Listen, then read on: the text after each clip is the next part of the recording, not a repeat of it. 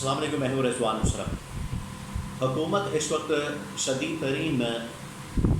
مشکلات کا شکار ہو چکی ہے اور استعفوں کی لائن لگ گئی ہے۔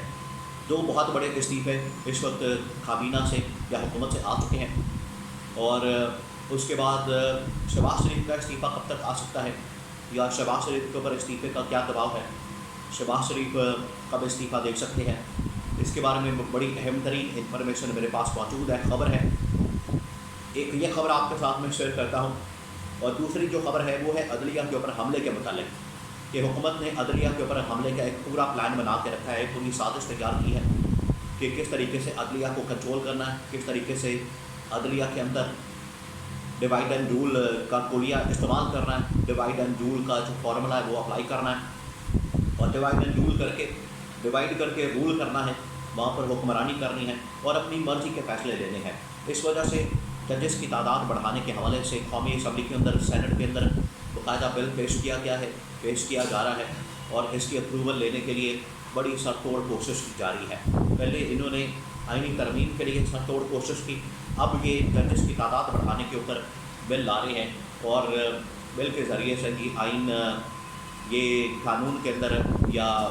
رولز کے اندر تبدیلی کرنا چاہتے ہیں، اور چاہتے ہیں کہ ججز کی تعداد بڑھا دی جائے، اور اس طرح سے جو وہاں پر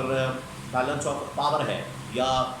اکثریت جسٹس منصور علی شاہ کے ساتھ ہے، اور جسٹس منصور علی شاہ آئین اور قانون کے مطابق چلنے والے آدمی ہیں، جسٹس ہیں، جج ہیں، اور وہ حکومت کے حق میں فیصلے نہیں آ رہے یا نہیں دے رہے۔ اور قاضی فائز عیسیٰ کے اوپر جو انہوں نے بڑا تکیہ کیا تھا، ان کا بڑا انحصار کا ڈپینڈنس تھی، قاضی فائز عیسیٰ تنہائی کا شکار ہو گئے اور اکثریت کھو بیٹھے، اقلیت میں چلے گئے، تو ان کی اکثریت بنانے کے لیے اب یہ ججز کی تعداد کو بڑھا رہے ہیں۔ ججز کی تعداد کو بڑھانے کے لیے پیچھے کیا فارمولا ہے، کس طریقے سے یہ بڑھائیں گے اور کیا مقصد حاصل کرنا چاہتے ہیں، اور آگے کون سے اہم ترین کیسز آنے والے ہیں جس کی وجہ سے ججز کی تعداد یہ اپنی مرضی کی کر کے اپنی مرضی کے فیصلے لینا چاہتے ہیں، اس بارے میں بہت اہم ترین انفارمیشن میرے پاس موجود ہے، تو آپ کے ساتھ میں شیئر کرتا ہوں۔ تو یہ دو خبریں میرے پاس موجود ہیں۔ سب سے پہلے میں آپ کو ججز کے متعلق جو اس وقت بل پیش کیا جا رہا ہے اور ججز کی تعداد بڑھانے کے حوالے سے بات ہو رہی ہے، اس کے بارے میں خبر دیتا ہوں، آپ کو اپڈیٹ کرتا ہوں، اور سیکنڈ پھر دو استعفے اور اس کے بعد شہباز شریف کا استعفیٰ، یہ کیا معاملہ ہے، اس کے بارے میں آپ کو آگاہ کرتا ہوں۔ ججز کی تعداد بڑھانا اس حکومت کے لیے مجبوری بن چکا ہے، اور یہ سازش اس وقت تیار کی گئی، اس وقت اس کے اوپر عمل درآمد شروع کر دیا گیا جب ان کو نظر آ گیا کہ جسٹس قاضی فائز عیسیٰ، چیف جسٹس قاضی فائز عیسیٰ اکثریت کھو چکے ہیں، اور اس کا عملی مظاہرہ اس وقت سامنے آیا جب مخصوص نشستوں کا فیصلہ آیا۔ مخصوص نشستوں کے فیصلے میں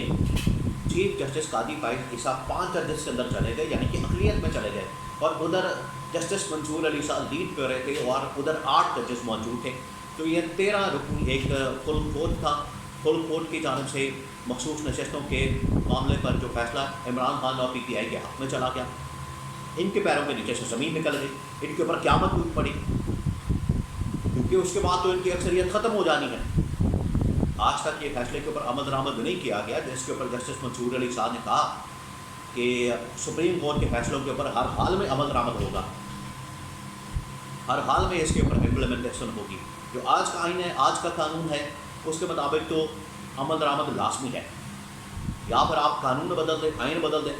یا پھر اس کے اوپر عمل درآمد کریں، دو ہی راستے ہیں۔ تو یہ اب جو سازش والا راستہ ہے، جو 2 نمبری والا راستہ ہے، جو مینپولیشن والا راستہ ہے، ڈیوائڈ اینڈ رول والا راستہ ہے، یہ وہ اختیار کر رہے ہیں۔ تو جب ان کو پتہ چل گیا کہ مخصوص نشستوں کے معاملے میں فیصلہ ان کے خلاف آ گیا ہے، جسٹس قاضی فائز عیسیٰ اکثریت کھو چکے ہیں، پھر انہوں نے یہ حرکتیں شروع کی، حربے ہتھ کنڈے استعمال کیے۔ کون سے؟ انہوں نے کہا کہ ہم قاضی فائز عیسیٰ کو پہلے ایکسٹینشن دیتے ہیں آئینی ترمیم کے ذریعے، آئینی ترمیم کے اوپر بڑی کوششیں کی گئی، بھاگ دوڑ کی گئی، سارے جا کے پوری حکومت دیکھیں، پوری حکومت، یہ کوئی چھوٹی بات تو نہیں ہے کہ صدر بھی جا رہا ہے، مولانا فضل الرحمان کے پاس انکار ہو گیا، اس کے بعد وزیر اعظم کیا ہے،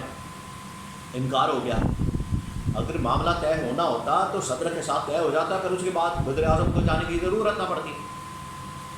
اس کا مطلب ہے کہ پوری کی پوری جو حکومت ہے اس وقت مولانا کے سامنے گھٹنے ٹیک کے بیٹھی ہے، گوڈے گٹے پکڑے ہوئے ہیں، آپ اپنا نمبر جو ہے ہمیں دے دیں، اپنے ووٹ ہمیں دے دیں تاکہ ہم آئینی ترمیم کر لیں۔ اور آئینی ترمیم کیا ہے؟ اس کے اندر چیف جسٹس قاضی فائز عیسیٰ کو ایکسٹینشن دی جائے، اور یہ جو ایکسٹینشن ہے تمام ججز کو دے دی جائے، تو تمام ججز کو دے کے ان کے منہ بند کروا دیا جائے، اور چیف جسٹس آف پاکستان کو اگلے 3 سال کے لیے جج بنا کے اپنی حکومت کے سروائیول کا بندوبست کیا جائے۔ یہ اس کے پیچھے سازش، اس کے اندر ناکامی ہوئی، مولانا نے حکومت کا ساتھ دینے سے انکار کر دیا۔ اس کا مطلب ہے کہ آئینی ترمیم میں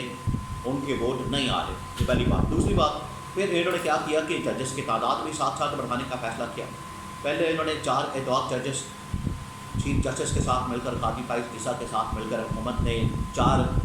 ججز دیے، اس میں سے 2 جو ہے وڈرا کر کے 4 نام تھے، اس میں مقبول باقر کا، بشیر عالم کا، مظہر عالم خان اور سردار طارق مسعود۔ سردار طارق مسعود اور مظہر عالم میاں خیل، اس کو مظہر عالم کو کسی طرح سے پریشر ڈال کے ان کو شامل کروا لیا، جسٹس طارق مسعود پہلے ہی آ گئے،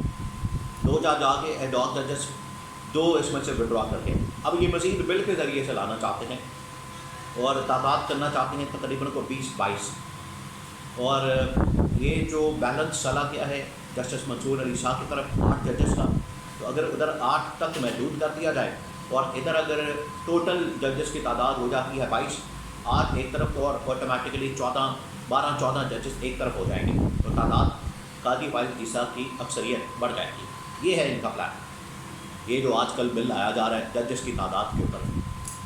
یہ ہے اس کے پیچھے کہانی اور یہ اس کے پیچھے سازش۔ اب آ جائیں اس کے اوپر شہباز شریف کے اوپر 2 استعفے جو ہیں وہ اس وقت گورنمنٹ سے آ چکے ہیں، 2 استعفے اس وقت حکومت سے آ چکے ہیں۔ پہلا استعفیٰ آیا ہے پلاننگ کمیشن سے، اور دوسرا استعفیٰ آیا ہے ڈاکٹر کیسر بنگالی کا، جو کہ ایڈوائزری کونسل کے تھے اکانومی کے اوپر جو بنائی گئی ہے، اور ڈاکٹر کیسر بنگالی نے باہر آ کے 2 ٹوک انداز میں کیٹیگوریکلی بتا دیا ہے کہ حکومت ناکام ہو گئی ہے، ملک دیوالیہ ہو چکا ہے، قرضوں کے اوپر حکومت چل رہی ہے، ملک چل رہا ہے،